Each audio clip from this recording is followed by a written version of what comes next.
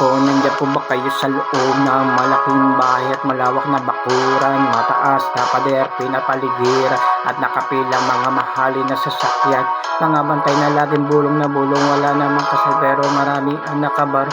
Lumakas man ang ulan ay walang butas ang bubong, mga plato't kutsara na hindi kilala ang at ang kanin na siputin, ang gatas na nasa kahon, at kahit hindi Pasko sa lamesa niyam, ang sarap sigurong manirahan sa bahay na ganyan. Sabi pa nila dito rin matatagpuan ng taong nagmamayari ng isang upuan na may pagkakataong pinag-aagaw.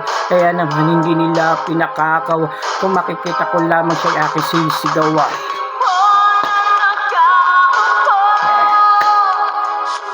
Idol Blackman.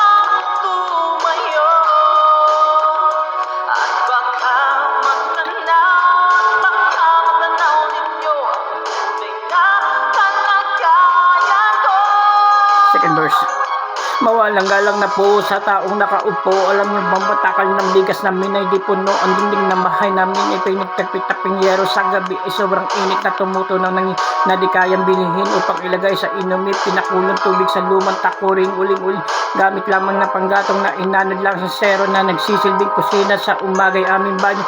Aking ina ay may kayaman na isang kaldero na naggagamit lamang pag ang aking na may sangweldo, pero kulang na kulang pa rin. Kulang matuyot asin ang 50 pesos sa magapong pagkakasyahin.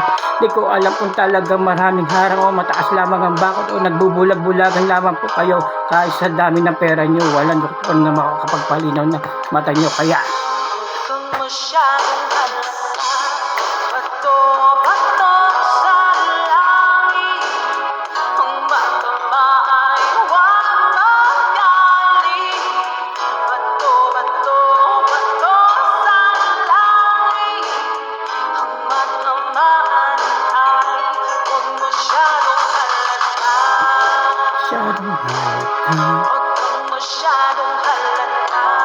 masyadong halata.